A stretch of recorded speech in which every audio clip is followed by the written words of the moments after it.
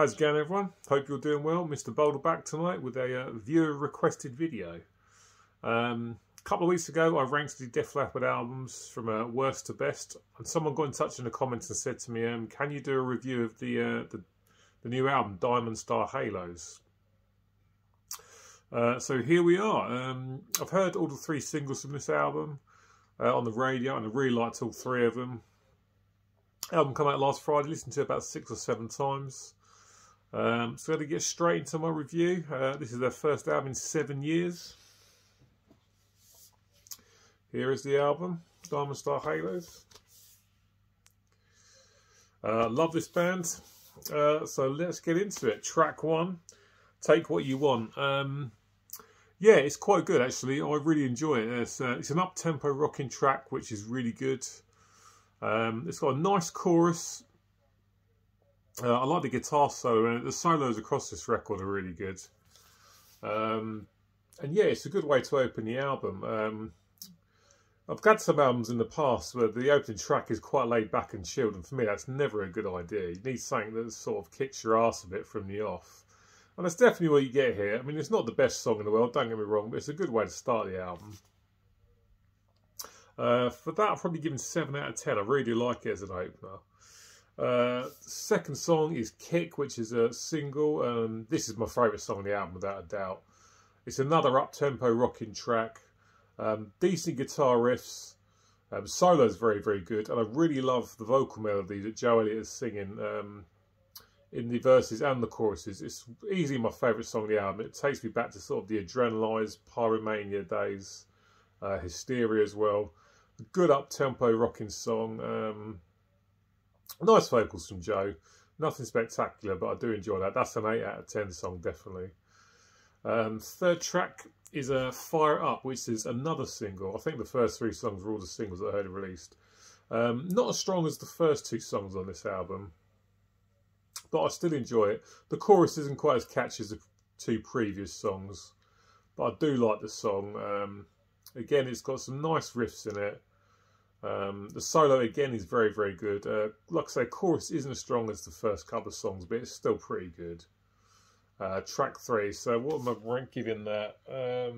That's a 7 out of 10 I've put down for that. Then you get to track 4, which has got the first of the sort of ballady songs on it. It's called This Guitar, and it's got someone called Alison Krauss doing some guest vocals on. Now, I can't remember where I know her name from, but she's quite a big name that I do know of. It's a decent ballad, actually. First time I listened to it, I wasn't too fussed, and then when I listened back to it again today, enjoyed it a lot more. Her and Joe Elliott's vocals together harmonised, sound really nice, actually. It's got a definite country music vibe about it, though. So if you don't like country, you might recoil in horror at the thought of this song. But I don't mind, actually. It's pretty good. Solo's okay. It's not a bad track, I have to say. It's better the more I've listened to it. I mean, it still doesn't knock me out, but it's an okay song. I'd give that a 6 out of 10. So that's the first side done with. So on to side B now, SOS Emergency. Decent up-tempo rocker, really good chorus. The verses don't do much for me, actually, but it's quite catchy. I'm giving that a 6 out of 10, that song. And up next, you've got Liquid Dust, and this is the first really duff one on the album for me. It's sort of quite chilled. It doesn't really go anywhere. Nothing really grabs me at all with that in the whole song. It's got an okay chorus, but an okay chorus doesn't make a great song in general. This one really does kind of pass me by, and I'm not too fussed about it whatsoever, to be fair. Then you've got You Rock Me next, which is one of those kind of cliched old school hard rock song titles. But a decent song. I really do enjoy it. Again, it's got a good chorus. Another nice solo. The verses are not the best, but the chorus definitely saves it from being a bit of a letdown of a song. It's an up-tempo one that I do enjoy, I have to say. And then you've got Goodbye for Good this time. I've got to go back to my notes on this one. Yeah, here we go. Yeah, it's a piano-driven ballad. It's just not good, basically. The verses, nothing grabs you at all. It's got a chorus that's a bit of a sing-along again, but it doesn't bring enough to the party. I'll tell you what is in here though. There's a really, really nice Spanish flamenco guitar solo, which to be honest is wasted on this absolutely ghastly song. The song in general is not good, but the guitar solo is great, and it's just wasted in a song that's a nothing song, a complete throwaway of a song.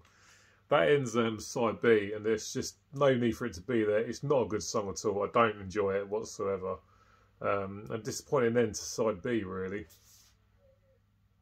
Side C kicks off with All We Need. Go back to my notes again. It's another mid-tempo rocker. Again, the chorus is catchy. Def Leppard just do catchy choruses, let's be honest. Solo's nice. It's a good song that I do enjoy. Up next, you've got Open Your Eyes. And again, I go back up to my notes. Nice bass and drums intro. But the verse is not really much going on. Chorus is lackluster. Solo's not really that good either for me personally. Go back to my notes again.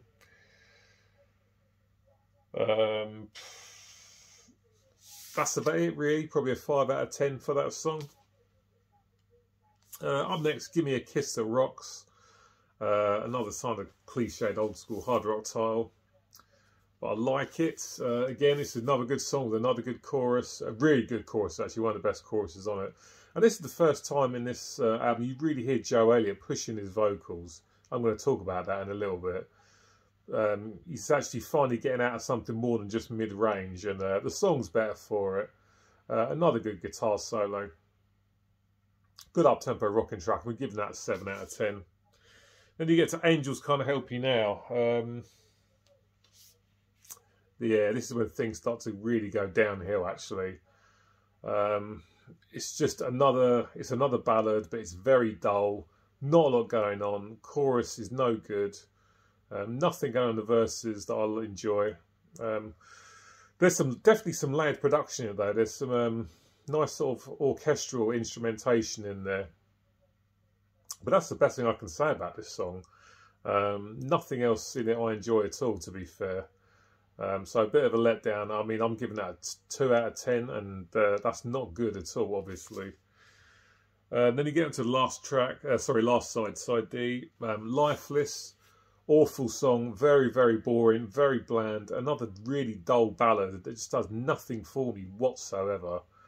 That's really starting to run out of ideas here. I'll go back to my notes quickly. This is again got Alison Krauss on it with some nice vocals that go along with Joe Elliott, but it doesn't do enough to save the song. It's very dull, very boring. Unbelievable next is it's a decent song. It's okay. I won't lie, as we get towards the end of this album, things are starting to go downhill quality-wise. It's just okay, you know. It's got a nice chorus, but nothing else really grabs me. It has to be said. Let's go back to my vocals. Notes again. Yeah, that's about all I can give it, really. And then we get to the last song, which is From Here to Eternity, which is bloody awful. Things do not end on a high with this album. It's got to be said. I'm going to go back to my notes. It's got a nice guitar solo, but that really is about it. That's the only thing I can say about this song. Not finishing on a high at all. 2 out of 10 for that song. I know already I've forgotten to give the marks out of 10 for some of these songs, but you can get the gist of what I'm talking about. So that's my quick run through of the tracks on this album. So let's talk about the album in general. The thing that sticks out to me most in my mind when I first listened to this album, and I still listen to it now, is Joe Elliott's vocals. He's definitely lost some of his range. The first track, it doesn't even really sound like him, and I didn't actually pick up on this at first. My wife actually said to me about it. She thought this was a new song by the band Black Spiders, because she thought it sounded like the singer from Black Spiders.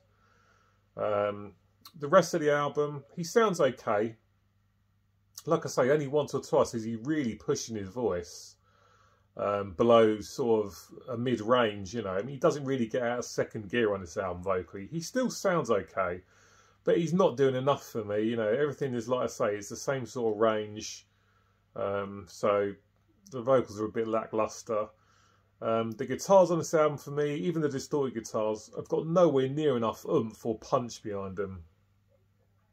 I listen to this album, I think, for God's sake, turn the fucking gain up on the amps. They just sound nowhere near strong enough as they should be. Another thing I don't like about this album is they mess around with drum sounds quite a lot.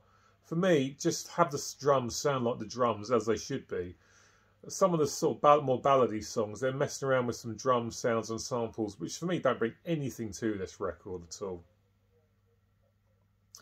Another thing I've got to say about it is, even though I do enjoy this album, for the most part, it's lacking some energy and some pace, you know. It's really lacking some balls in places. Even the rocky songs only rock in a kind of, you know, a chilled out sort of suppressed way, you know. It's like, push things forward, give it a bit more welly and oomph, you know. It's just, even like I say, even when it's rocking, it's only rocking in a way just above the latter day U2 or Coldplay, which is not a good thing to say about it at all, actually. But the rocky stuff is the best stuff on this album. I mean, some of the ballads are bloody awful, and for me, they make the album drag. They're not enjoyable, and they just sort of you just don't enjoy the record so much because they're not bringing enough to the party. There's 15 songs on this album. There is absolutely no need for this album to have 15 songs on. There's not enough quality to justify 15 songs.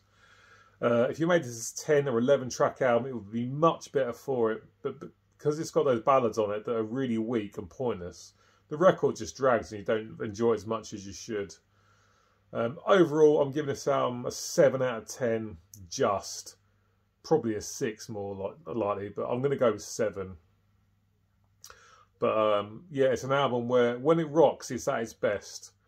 But some of the ballads are so unbelievably dull and boring and pointless, then this album would be much better off without them. So there you go. There's my review of Def Leppard's Diamond Star Halos, the new album that came out just last week. If you're looking to get into Def Leppard, I would not recommend you start with this at all. You've got to go with any of the first 5 albums. If you're an old school Leppard fan and you haven't picked this up yet and you're on the fence about picking up, would I recommend it?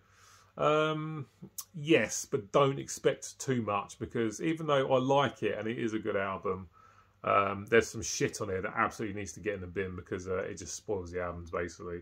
It spoils the flow, it makes the record drag, and basically keep with the rocky stuff, because the ballads are what let this one down, definitely.